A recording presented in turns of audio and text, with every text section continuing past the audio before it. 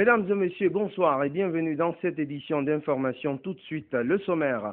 Le dialogue politique s'est poursuivi ce vendredi au Palais du Peuple. Les débats ont porté essentiellement sur la mise en place d'un cadre de concertation restreint. Les participants se sont séparés sur une note d'espoir. Les échos, c'est dans cette édition. C'est parti pour la 3e édition du Gassador. Ce concours qui concerne les hommes de médias a officiellement été lancé ce vendredi au CNC en présence notamment du ministre de la Communication. Et puis l'humanité a célébré ce vendredi la Journée internationale des droits des consommateurs, une occasion pour nous de faire un coup de projecteur sur la perception des consommateurs guinéens quant à la qualité des produits consommables et des prestations de services. Voilà, mesdames et messieurs, pour les titres, encore une fois, bonsoir et bienvenue à tous. Politique pour commencer cette édition, poursuite du cadre de dialogue au Palais du Peuple ce vendredi. Contrairement à la journée du jeudi, l'opposition a répondu présente. La rencontre, elle, a une nouvelle fois porté sur la mise en place d'un cadre restreint de dialogue, une demande faite par les leaders de l'ADP, du collectif et du CDR en vue de mieux aborder les questions de fond. Ibrahim Souriari Ansani nous fait le point. Les débats de ce vendredi étaient encore axés sur la définition du cadre de dialogue. L'opposition a toujours réitéré sa position, celle de mettre en place un cadre de concertation restreint. D'un côté, le gouvernement et de l'autre, l'opposition. Les deux camps seront en effet devant un facilitateur. Il s'agit de permettre un débat sérieux sur les questions de fond, explique le porte-parole de l'ADP, du collectif et du CDR. Le cadre de concertation que nous souhaitons et que nous avons présenté n'est pas encore présent. Donc nous avons donc réitéré notre souci d'avoir dans ce cadre de concertation une délégation gouvernementale et de l'autre côté une délégation de l'opposition, avec au milieu un facilitateur accepté par les deux parties. Ce qui n'est pas le cas jusqu'à aujourd'hui. Nous avons donc réitéré ce préalable majeur aux autorités, au gouvernement, qui était pour la circonstance assisté aussi de la CENI. Et puis nous avons donc demandé à ce que des dispositions soient prises pour que ce cadre de concertation que nous demandons, qui est le seul qui est capable de donner des résultats par rapport au dialogue souhaité, par rapport à la prise en compte de nos revendications, pour permettre un processus électoral transparent. Et le gouvernement a promis d'examiner cette demande. Et nous aussi de notre côté, nous allons nous retrouver pour davantage encore approfondir la réflexion sur cette question. Membres du gouvernement délégués pour ce cadre de dialogue et représentants de l'opposition comptent se rencontrer encore samedi au Palais du Peuple dans l'espoir de résoudre définitivement cette question. L'opposition a émis un certain nombre de desiderata que nous avons analysés ensemble, auxquels nous avons répondu, notamment concernant la facilitation, concernant le cadre un peu plus restreint de dialogue, et donc c'est sur ces points que nous avons débattu aujourd'hui avec l'objectif de nous retrouver encore une fois demain pour définir définitivement, nous l'espérons, ce cadre de dialogue et commencer enfin les questions de fond. Pour l'heure, tout reste à croire que la volonté d'un dialogue franc existe de part et d'autre. Et oui, les leaders politiques qui laissent entrevoir une sortie de crise de bon augure pour la suite. Dans le même registre, certaines ONG, conscientes de la dégradation du climat socio-politique du pays, tirent la sonnette d'alarme et appellent les acteurs politiques à dépasser leurs différends en privilégiant le dialogue. C'est le cas notamment de l'ONG Notre Voix aussi, qui a exprimé sa vive préoccupation ce vendredi face aux hommes de médias. Et là, Jouma Abari. Toutes habillées en tenue qui représente les 4 régions naturelles, ces jeunes filles sont plus que déterminées à apporter leur contribution au processus de réconciliation nationale au-delà de la diversité ethnique. À les écouter, la situation que la Guinée traverse interpelle tout un chacun. C'est pourquoi, réunis en mouvement sous une obédience apolitique, Notre Voix aussi demande à tout le peuple de Guinée de mettre la Guinée au-dessus de tout. Nous sommes neutres jusqu'à la moelle épinière. Nous ne dansons ni ne pleurons pour aucun parti. Nous sommes plutôt anxieux face au climat de suspicion et de doutes interminables qui s'installent entre les leaders politiques guinéens. Choses qui ne sont pas le signe d'une conquête du pouvoir sereine pour le peuple. Le NVA lui demande solennellement de tout faire afin d'organiser dans de brefs délais, des élections législatives libres et transparentes, qui verront la participation de tous les acteurs politiques de la scène nationale du pays. Pour atteindre leur objectif, le mouvement Notre Voix aussi invite par ailleurs le président de la République, les partis politiques et les femmes du pays de s'impliquer activement dans la recherche de la paix pour enfin mettre un terme à la transition. En fonction de tout ce qui précède, l'association NVA lance un vibrant appel à l'égard de toutes les femmes de la Guinée sans exception, à commencer par la première dame de la République, ainsi que les épouses des leaders politiques, pour nous rejoindre pour un meeting de plaidoyer. À l'endroit de qui? De nos dirigeants et de nos opposants. Nous en avons marre de cette situation. On dit souvent que lorsque femme veut, Dieu le veut. Alors si nous voulons, nous pouvons. Les femmes de Guinée doivent savoir que sans l'intervention de toutes les femmes, la Guinée risque de s'effondrer dans un désastre total. L'ONG Notre Voix aussi a été créée il y a au moins un mois et elle entend rendre efficace et pérenne sa démarche pour le bien-être du peuple. Et puis les appels au calme de ces jeunes femmes, il ne reste plus qu'à espérer que ces appels justement tomberont dans de bonnes oreilles. Et puis le ministre des Droits de l'Homme et des Libertés publiques s'est entretenu ce vendredi avec les ONG de promotion et de protection des droits humains. Les échanges ont porté essentiellement sur la situation sociopolitique du pays après les incidents survenus ces derniers temps à Conakry. Khalifa Gassama Diaby propose aux défenseurs des droits de l'homme une coordination des efforts pour prévenir les violences dans le pays. Mamadi Kamsoko pour plus de précisions.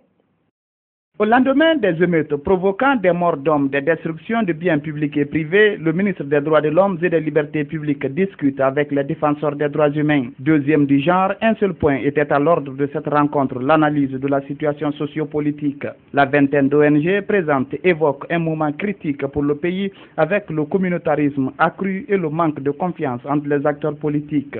Elle se dit confrontée à plusieurs problèmes sur le terrain. Aujourd'hui, quand moi je parle, que ce soit par voie de médias ou ailleurs, on cherche à savoir d'abord comment je m'appelle avant d'analyser ce que je dis. Et quand quelqu'un d'autre parle, je cherche à savoir qui il est d'abord avant d'analyser son discours. Malheureusement, nous avons atteint un stade où si nous ne faisons pas attention en tant que défenseurs des droits humains, chargés de défendre des principes et de veiller à ce que les règles qui régissent la cité puissent être observées dans les meilleures conditions, si nous ne prenons pas garde, nous risquons de dériver. Vu la situation actuelle dans laquelle nous vivons et qui nous interpelle tous, non seulement par le gouvernement, mais aussi nous en tant qu'acteurs de défenseurs des droits humains, à réfléchir et à trouver des solutions qui puissent nous sortir de cette situation. Afin de mieux faire comprendre à la population et aux décideurs leur mission sur le terrain, ces ONG plaident pour la tenue d'une rencontre nationale de concertation. Pour le ministre des Droits de l'Homme et des Libertés publiques, chaque Guinéen est responsable de la situation actuelle. Une situation qui, selon lui, nécessite la coordination des actions entre les défenseurs des droits humains pour faire cesser les violences. Dans nos comportements individuels, à chacun, de façon quasiment automatique, nous sommes en train de tuer l'émergence de l'homme dont nous devons défendre les droits. Parce que les droits de l'homme ne sont pas possibles si l'homme est tribal. Parce que ça a des conséquences politiques. Si l'homme est tribal, la responsabilité est collective. Si vous défendez le droit de l'homme tribal, ces violations deviennent des violations tribales, les victimes deviennent des tribaux et les coupables deviennent aussi des tribaux. On ne s'en sort plus. Le ministre Diaby promet d'instituer un cadre de réflexion pour permettre de discuter de l'évolution des droits de l'homme et de proposer des pistes de solutions. Il a également annoncé sa participation la semaine prochaine à Genève à la 21e session du Conseil international des droits de l'homme. Khalifa Gassama Diaby, ministre des Droits de l'Homme et des Libertés publiques, dans ce compte-rendu signé Mamadi Kamsoko.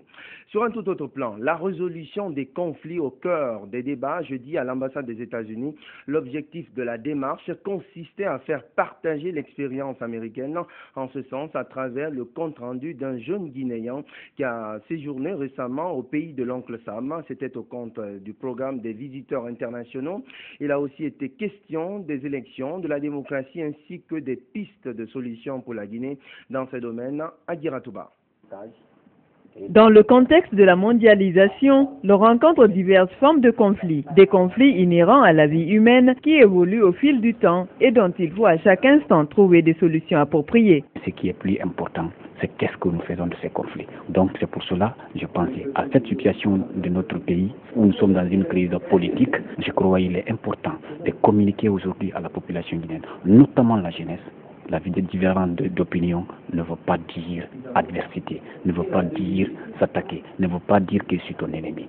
Et mieux encore, les questions de préjugés ethniques et identitaires sont beaucoup démises en Guinée. La démocratie est un long processus qui passe par le savoir-faire, le respect de la diversité et de la loi, ainsi que la prospection dans l'avenir. Une analyse transitionnelle qui manque toujours à la Guinée, selon les participants. D'où son long retard, une situation qui n'est pas irréversible. Pour qu'un pays réussisse dans son intégralité, il faudrait bien que ce pays ait les bases solides, la démocratie, les bases solides de la sociabilité, les bases solides pour le minimum vital.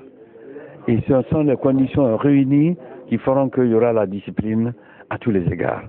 Et moi, je pense que tout le problème guinéen aujourd'hui, ce n'est pas seulement la Constitution. Il y a un problème que les Guinéens ont oublié, le civisme. Par rapport à l'analyse qu'on puisse faire sur la problématique démocratique en Guinée, c'est qu'il y a la question de l'institutionnalisation démocratique. Et il y a aussi la question de la popularisation de la démocratie en Guinée, c'est-à-dire la façon dont il faut communiquer pour que la population s'approprie de la démocratie. Il faut que nos pères jeunes cessent d'être des ouvriers politiques, mais des acteurs, des décideurs politiques. Des participants qui ont invité les jeunes à s'unir et aux politiciens de tous bords à parvenir à un consensus pour mettre fin à la crise actuelle. Autre registre de l'actualité, installation officielle du haut commandant de la gendarmerie nationale, directeur de la justice militaire et du haut commandant en Zégan. C'était à la faveur d'une cérémonie qui s'est déroulée ce vendredi à l'école nationale de la gendarmerie de Sonfonia. Officiers, sous-officiers, hommes de rang et attachés de défense des pays amis étaient de la partie. Reportage Malik Diakité.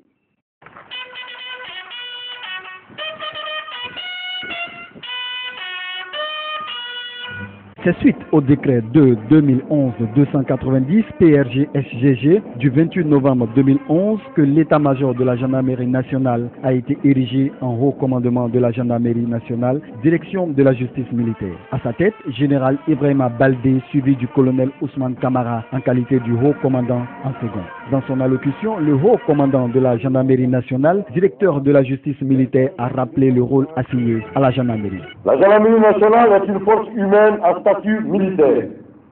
Elle a pour mission de veiller à la sûreté publique, au maintien et au rétablissement de l'ordre public et à l'exécution des lois et règlements dans le but de protéger les institutions, les personnes et leurs biens pour assurer la défense opérationnelle du territoire. Il a ensuite mis en exergue les projets en cours de la gendarmerie. Dans le cadre de l'amélioration de nos capacités opérationnelles, la gendarmerie projette la formation permanente du personnel, la création des unités supplémentaires pour couvrir l'ensemble du territoire national, l'extension des écoles de gendarmerie par l'ouverture d'une école d'officiers à Sonfonia et la construction d'un village de formation et de perfectionnement en maintien de l'ordre public et de maintien de la paix à Kaléa. À la demande du directeur de cabinet du ministère de la Défense, une minute de silence a été observée à la mémoire des 11 officiers et sous-officiers morts dans un crash sur le territoire libérien. Selon lui, cette réforme est l'une des œuvres du feu général Kéléfa Diallo. L'érection de l'état-major de la gendarmerie nationale est une des œuvres capitales du général de division feu Souleymane Kéléfa Diallo. Il a ensuite rassuré le haut commandant de la gendarmerie nationale, directeur de la justice militaire et son adjoint du soutien de la République. Au nom de son Excellence, Monsieur le Président de la République, mon général, je vais vous remettre officiellement la lettre du haut commandement de la gendarmerie nationale, direction de la justice militaire, afin que, pour le futur, à partir de cet instant, vous assurez avec tout le soutien légal, le commandement de cette institution de la République. a rappelé que la gendarmerie nationale guinéenne hérite de la gendarmerie française. Elle a été créée par décret numéro 77 PC du 11 novembre 1958 sous l'appellation de direction de la gendarmerie nationale. Insuffisance des effectifs au sein de la police guinéenne avec un ratio de plus de 1000 habitants pour un seul policier. La Guinée n'est plus en adéquation avec la norme mondiale qui prévoit 200 habitants pour un policier. Face à cette situation, les autorités projettent de recruter plus de 4000 policiers, de construire de nouvelles écoles de police. Explication, Benoumar Silla. L'état du secteur de la sécurité en République de Guinée est caractérisé par le déficit chronique des effectifs de la police et de la protection civile. Le ratio est aujourd'hui à 1500 habitants pour un policier, dépassant la norme à plus de 1300 personnes. Cette inadéquation serait l'une des causes de la montée vertigineuse de l'insécurité dans le pays. Normalement, selon les normes internationales, il faut un policier pour 200 habitants, mais actuellement, nous avons une moyenne nationale de 1200 jusqu'à 1500 habitants pour un policier. Ce qui complique un peu le service de maintien d'ordre, de rétablissement de l'ordre, la lutte contre la criminalité. Après la signature du statut particulier de la police, le 12 janvier dernier, les autorités ont envisagé de recruter 1015 personnes dans les rangs de la police et de la protection civile. Ce recrutement, selon le ministre de la Sécurité, ne sera jamais fait dans la rue, mais dans les universités pour éviter les dysfonctionnements que traverse aujourd'hui le secteur de la sécurité. Avant le recrutement, il n'y avait pas de normes. Quand on dit la police veut recruter, la douane veut recruter, la gendarmerie veut recruter, les eaux et forêts veulent recruter, on envoyait les gens n'importe comment. On les prenait dans la rue pour les injecter dans des services sensibles comme la sécurité. Notre ambition, c'est de nous tourner vers les universités publiques et privées, de faire en sorte d'avoir une base de recrutement uniforme des gens qui ont déjà un certain niveau intellectuel. Pour lier l'utile à l'agréable, le président Alpha Condé a alloué un budget additionnel pour finaliser la construction des écoles de Kafilia et de Kagbélé, des écoles modernes de police qui pourraient répondre aux standards des académies de police dans un état de droit. Autre fait marquant de l'actualité, je vous le disais en titre, la 3e édition du Gassador a officiellement été lancée ce vendredi au Conseil national de la communication organisé par la structure Gassador Multicommunication. Ce concours met en compétition les hommes et des femmes de médias publics et privés. La cérémonie de lancement a été présidée par le ministre de la Communication, Fanta Conté.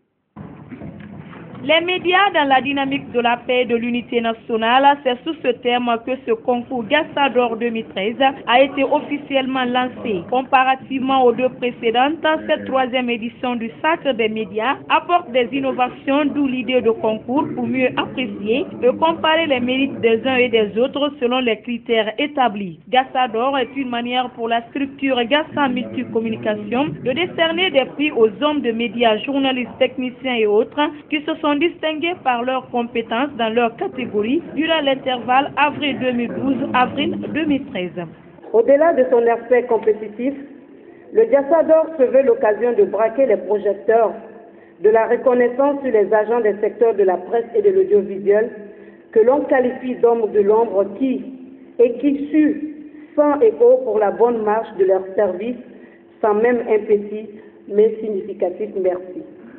Les candidats auront à compétir autour de 4 sujets. Il s'agit de l'environnement, droits de l'enfant, démocratie et bonne gouvernance, ainsi que femmes et développement. Gassador est aussi une occasion de mobiliser les personnes de bonne volonté pour apporter une assistance financière aux confrères et consoeurs qui ont honorablement exercé ce métier et qui se trouvent actuellement dans des situations très critiques. Le CNC demande aux membres du jury, dans le choix des différents lauréats, de faire preuve d'impartialité et de compétence dans leur appréciation. Cela éviterait des frustrations pouvant conduire à la remise en cause des choix opérés, dévalorisant ainsi l'heureuse initiative. La présente cérémonie constitue aussi pour moi un espace d'interpellation de notre commune conscience pour rester persuadés que la préservation de la paix et de l'unité nationale, sans altérer la liberté d'expression de toutes les composantes de la société, constitue aujourd'hui un défi majeur pour notre système d'information et de communication.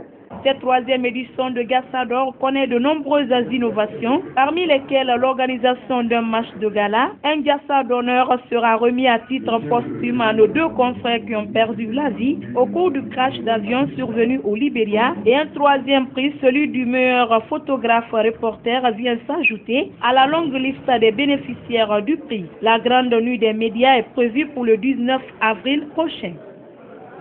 Venons-en maintenant au grand format de cette édition. Je vous le disais en titre, les consommateurs à l'honneur. Ce vendredi, il faut dire que le 15 mars de chaque année, une journée internationale pour la défense de leurs droits est célébrée. Une journée très peu connue, hélas, par bien des consommateurs guinéens qui se plaignent outre mesure de la qualité des produits consommables, mais aussi des prestations de services.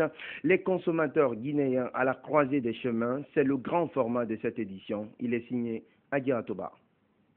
Depuis le 15 mars 1983, une journée est consacrée à la promotion des droits des consommateurs, des droits au nombre de 8. Je vais parler du droit à l'information, du droit au soir, du droit à la participation des prix de décision, du droit à la sécurité, le droit à la satisfaction des besoins de base, le droit à l'éducation, le droit à la réparation des torts et le droit à un environnement sain. Promulguée en 1994 en Guinée, la loi portant sur les droits des consommateurs est peu connue par le public. Un public qui déplore néanmoins la qualité de certains services. Pour la consommation, moi je parlerai spécialement de l'électricité. C'est-à-dire, souvent nous avons le courant, mais on n'est pas tellement satisfait. Pourquoi? Parce que c'est pas respecté, quoi. Tu vois? Et s'il faut recevoir des fois le courant à 18h, des fois on le reçoit à 0h. Et on paye plus que ce qu'on consomme, quoi. À un domaine dont je ne suis pas du tout satisfaite, il y a le domaine des télécommunications. Ça ne va pas du tout. Il y a un problème de réseau total. À chaque fois que tu essaies d'appeler, il y a un manque de réseau. Il faudrait qu'on essaye d'améliorer dans ce sens. Il n'y a pas de couverture dans tout le pays. Le marché de l'informatique, c'est un marché qui évolue. On peut dire que le marché est un peu inondé de piraterie. Donc, l'État doit prendre ses mesures à ce niveau pour que vraiment la qualité soit dans le marché. La qualité de ce que nous mangeons, de ce que nous consommons dans le pays. Il y a tellement de maladies. Une qualité qui peut être améliorée si les règles fixées sont respectées, souligne le président de l'Union pour la défense des consommateurs. Prenez un peu le cas du secteur de la téléphonie mobile aujourd'hui. Mais il y a des conventions qui sont là, il y a un cahier de charges. Et il y a une loi 018 portant réglementation générale des télécommunications qui a été adoptée en 2005. C'est pour dire que si tous ces supports-là étaient respectés, on ne serait pas là où on est aujourd'hui. Il y a une loi qui réglemente aussi la concurrence et la liberté de fixation des prix en Guinée. Ça veut dire que si cette loi était respectée, on n'allait pas assister à une fixation du prix en fonction du consommateur. C'est le prix de vente TPC là que l'opérateur doit publier. En faisant quoi? Soit il peut marquer, c'est-à-dire quand vous prenez l'étiquetage, vous portez carrément votre prix. Ou il peut passer par des affichages ou des communiqués. Tout ça, c'est pour orienter le choix du consommateur. Sidibé Mbani propose aussi quelques solutions envisagées par son ONG. Dans d'autres pays, on assiste à la création d'une loi cadre portant protection des consommateurs. Chez nous, ça n'existe pas. Donc c'est un effort. Nous avons fait un modèle qu'on va soumettre aux institutions républicaines dans un premier temps. Nous allons faire des communications porte à porte. Et très naturellement, nous vous rassurons que dans les jours à venir, quand vous payez un bien à 100 francs en Conakry, vous allez le faire payer à Yomou au même prix. Il exhorte les différents services en charge du contrôle et qualité à plus de rigueur.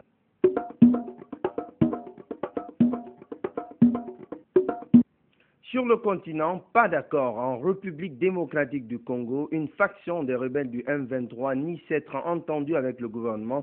Il y a quelques jours, Kinshasa avait laissé entendre qu'une partie de la rébellion a accepté de rendre les armes et de rentrer dans l'armée gouvernementale. Explication. Au temps de l'unité, les chefs du M23 posaient alors fièrement devant les objectifs lors des négociations de Kampala. Mais la rébellion opposée au gouvernement de Kinshasa et qui contrôle une majeure partie du Nord Kivu s'est déchirée. L'ancienne direction du M23 espère cependant que ces divergences ne bloqueront pas les pourparlers.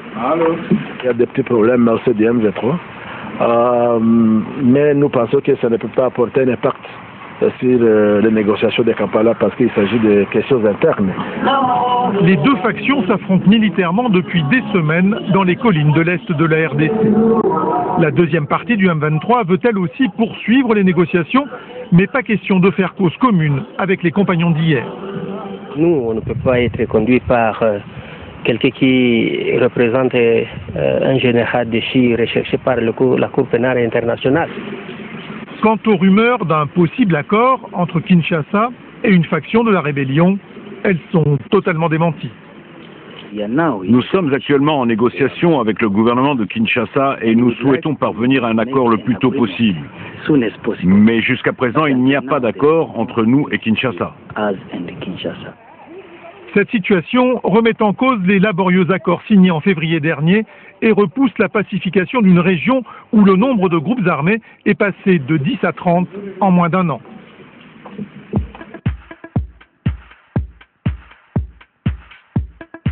À Buenos Aires, ville dont le pape François était l'archevêque jusqu'ici, la plupart des habitants sont heureux et fiers, mais il y a ceux qui s'interrogent sur le rôle joué par le nouveau pape à l'époque de la dictature. Reportage. Buenos Aires, la cathédrale de la ville, est devenue depuis 2 jours un lieu de pèlerinage où les Argentins viennent célébrer leur pape. Comme Mariella, beaucoup immortalisent l'instant devant l'effigie du souverain pontife qui a été accroché dans l'édifice. J'ai fait cette photo pour la donner à ma famille, pour immortaliser ce moment pour toujours, car nous sommes tous croyants. Le nouveau pape est de mon quartier. Je vis à Flores. Lui, il est de Flores. C'est une grande fierté pour moi et pour les Argentins. Beaucoup ici, comme Maria Digna, connaissent bien Jorge Bergoglio. Elle l'a rencontré dans un bidonville où il passait ses week-ends. Il était très proche des pauvres, très humble, très doux, charismatique. Il a tout. Il a tout.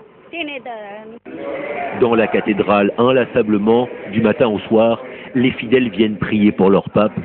En Argentine, la ferveur ne retombe pas. Il est très humain. On le voyait souvent marcher dans la rue. C'est un homme simple. Sans critiquer, j'ai vu d'autres archevêques utiliser des chauffeurs qu'on leur mettait gratuitement à disposition. Lui ne les utilisait pas. Il disait que ce n'était pas bon pour son âme. À l'extérieur, sur la Plaza de Mayo, ces femmes ne viennent pas célébrer l'élection du pape, mais réclament comme chaque semaine leurs enfants disparus il y a 35 ans sous la dictature militaire. Elles dénoncent aujourd'hui le rôle trouble de Jorge Bergoglio à cette époque. Beaucoup de témoignages montrent qu'il a eu un rôle dans la disparition de 2 jésuites. Il y a beaucoup de questions. Les soupçons pèsent sur lui. Quand on choisit la plus haute autorité de l'Église, ça ne peut pas être une personne comme lui, même s'il n'est pas poursuivi. Devant la cathédrale, les posters et les badges du nouveau pape sont déjà en vente. Ils ont été imprimés à la hâte. Après Diego Maradona et Lionel Messi, Jorge Bergoglio est la nouvelle idole pour beaucoup dans le pays. Et puis, place à présent à la rubrique invité du journal. Alpha Oumar Abari reçoit Aziz Diop, secrétaire exécutif du Conseil national des organisations de la société civile guinéenne. Au menu de l'entretien, la vision actuelle de la société civile guinéenne par rapport au débat politique en cours dans le pays. Messieurs, c'est à vous. Bonsoir à toutes et à tous et bienvenue dans l'invité du journal. Vous le savez sans doute, l'actualité reste dominée par la mise en place d'un cadre de concertation du côté du Palais du Peuple impliquant tous les acteurs sociopolitiques du pays en vue d'une sortie heureuse de crise suite aux événements qu'a connu le pays après l'organisation de la marche dite pacifique de l'opposition guinéenne le 27 février dernier. La société civile étant une interface entre mouvance, opposition et les populations civiles, il va sans dire que son rôle et sa place sont plus que déterminants dans ce débat politique. Sur ce plateau, je reçois M. Abdulaziz Diop. Il est le secrétaire exécutif du Conseil national des organisations de la société civile guinéenne. M. Diop, bonsoir. Bonsoir, M. Barry. Et merci encore une fois d'avoir accepté de répondre à notre invitation. M. Diop, avant de rentrer dans le vif du sujet, est-ce qu'on peut connaître aujourd'hui la position de la société civile par rapport à ce débat politique? Bon, la position de la société civile, d'abord le constat qu'on doit faire au niveau des outils d'analyse qui nous a permis de comprendre le contexte actuel, c'est qu'il y a une crise de confiance entre les acteurs politiques. Et cette crise de confiance a amené la violence politique. Et cette violence politique est en train de ternir l'image de la Guinée aujourd'hui et a obligé les acteurs à se mettre autour de la table. Et là, il a fallu beaucoup de plaidoyers au niveau des organisations de la société civile pour que les politiques se parlent. Et comme il y avait déjà un cadre de concertation prévu par la Constitution, le président de la République n'a fait que redynamiser en prenant l'initiative d'aller à la rencontre des politiques et en recréant, redynamiser ce cadre et en confiant l'animation, comme l'a prévu la Constitution, l'animation de ce cadre au Premier ministre. Et nous avons aidé le Premier ministre à construire ce cadre-là. On vous a vu, à la faveur d'une réunion à laquelle vous avez participé, être menaçant entre griffes à l'endroit des acteurs politiques quant à l'instauration d'un climat de paix dans ce pays. Pas menaçant, mais inquiet et déçu à la fois. Inquiet parce que nous ne voyons rien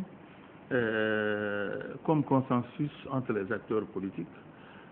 Inquiet par rapport à l'avenir de ce pays parce que nous avons le sentiment comme quoi nous sommes pris en otage par les politiques, les partis politiques, et inquiet par rapport à l'accentuation de la pauvreté aujourd'hui.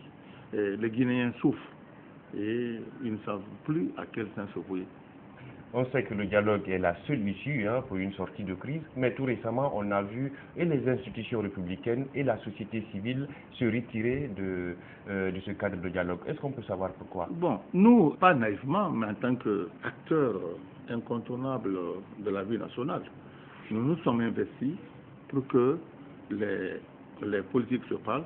Nous nous sommes engagés pour que pour qu'on puisse concilier les points de divergence entre les partis politiques. Mais nous nous sommes aperçus qu'au-delà des questions techniques, il y a une certaine connotation politicienne, les acteurs politiques ont des préoccupations non seulement divergentes, mais politiquement profondes, que nous, acteurs de la société civile, si on se mêle à ce cadre de dialogue, on devient ou partisans, ou on nous manipule, ou on nous instrumentalise. Pour ne pas qu'on nous manipule, pour garder notre neutralité, nous avons pris du recul par rapport au cadre de concertation, mais tout en veillant, tout en étant vigilants par rapport aux résultats qui vont sortir de ce cadre de dialogue. Je le disais tantôt, la société civile est une interface entre mouvance, opposition et les populations civiles. Qu'en est-il de votre programme mobilisation citoyenne? En nous reculant, c'est encore pour mieux sauter. C'est pourquoi nous allons dérouler le programme mobilisation citoyenne. Nous allons, à partir de demain, organiser dans les 8 régions administratives, au niveau des 8 conseils régionaux, des débats citoyens. Ces débats citoyens vont permettre à la base, non seulement de les sensibiliser par rapport à la paix, à la critique sociale, mais également à partager avec tous les Guinéens, sur tous les territoires nationaux, leur perception par rapport à l'environnement politique, économique et social du pays.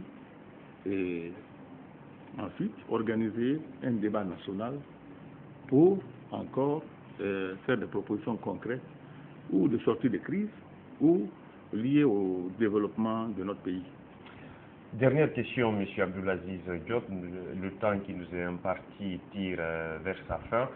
Aujourd'hui, la paix est une priorité absolue.